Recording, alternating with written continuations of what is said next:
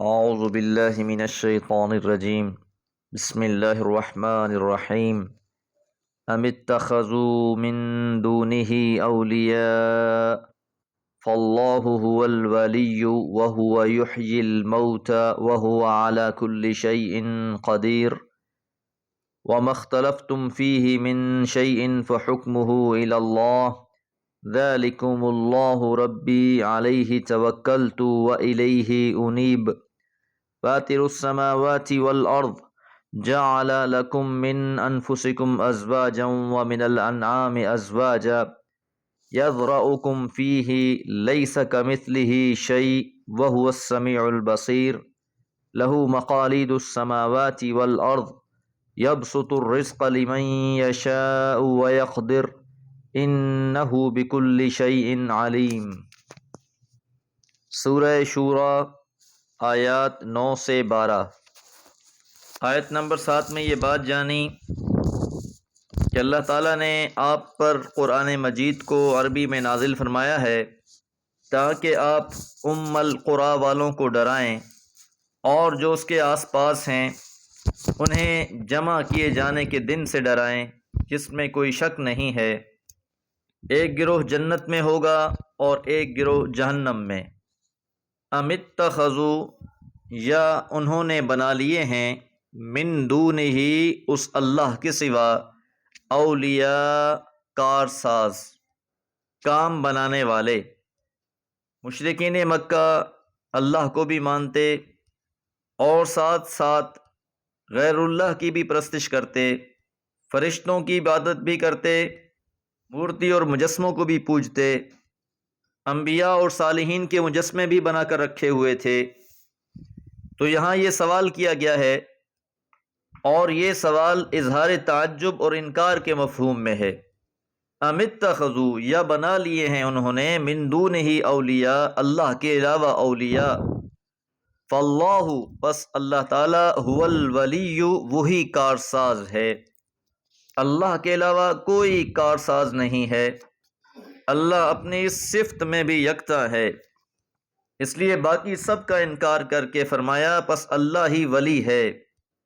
اللہ ولی الذین آمنوا یخرجہم من الظلمات الی النور، اللہ تعالیٰ اہل ایمان کو اندھیروں سے نکال کر روشنی کی طرف لے آتے ہیں۔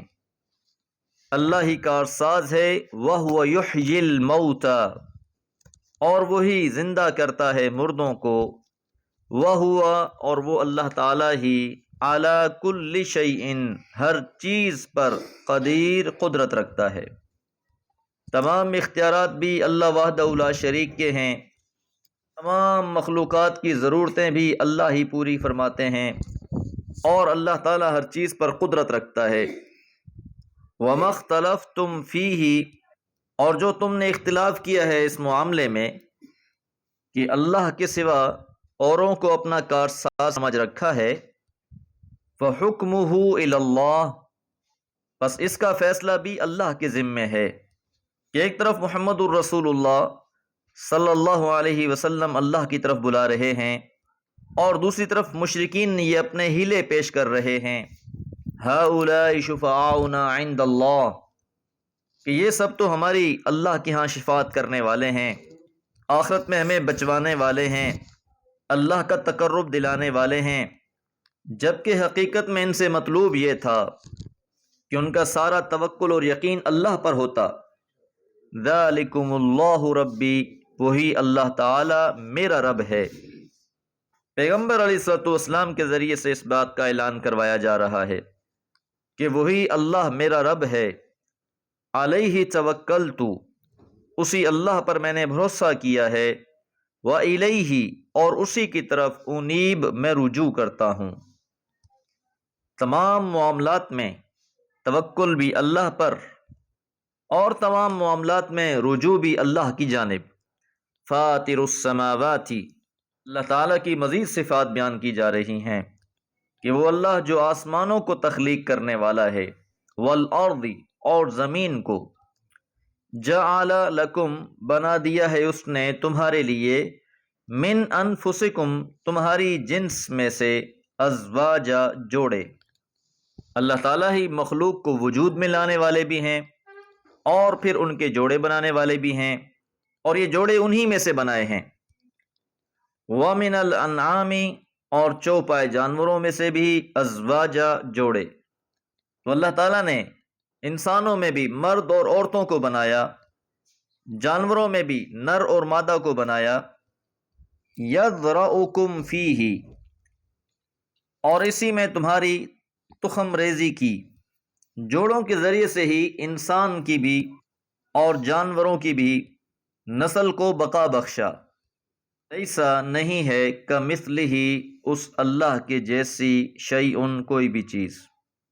تفسیر المیسر میں اس جملے کی شرح میں لکھا ہے لیس یشبہہ تعالی ولا یماثلہ شیء من مخلوقاتہ، کہ کوئی بھی چیز اللہ تعالیٰ سے مشابہت اور مماثلت نہیں رکھتی اس کی مخلوقات میں سے، لا فی ذاتہ، نہ اس کی ذات کے اعتبار سے، ولا فی اسمائہ، نہ اس کے اسماء کے لحاظ سے، ولا فی صفاتہ، اور نہ اس کی صفات کے لحاظ سے، ولا فی افعالہ، اور نہ ہی اس کے افعال کے لحاظ سے۔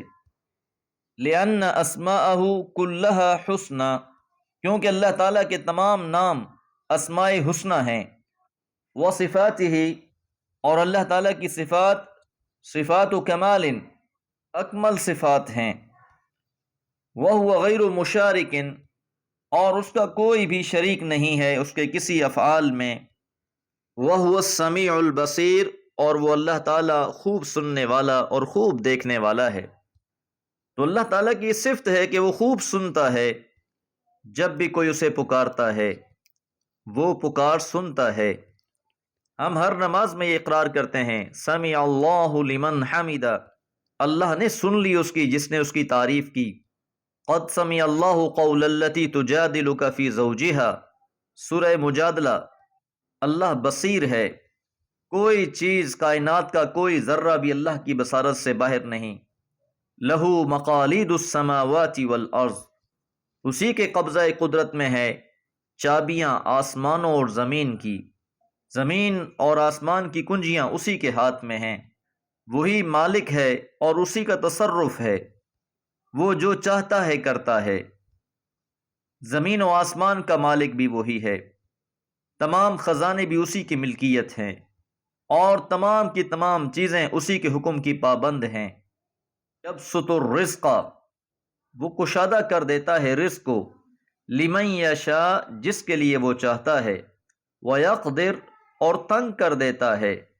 اس کے بعد بھی یہ لفظ محذوف ہے، لمن یشاء، جس کے لیے وہ چاہتا ہے۔ رزق کے معاملات اور اختیارات بھی اللہ کے ہیں۔ انہ، بلا شبہ وہ اللہ تعالی، بکل شیء، ہر چیز کے بارے میں، علیم، خوب علم رکھنے والا ہے۔ دعا گو ہیں اللہ تعالی ہمیں نور قرآن سے اپنی معرفت نصیب فرمائے۔ وما علیہ الا البلاغ۔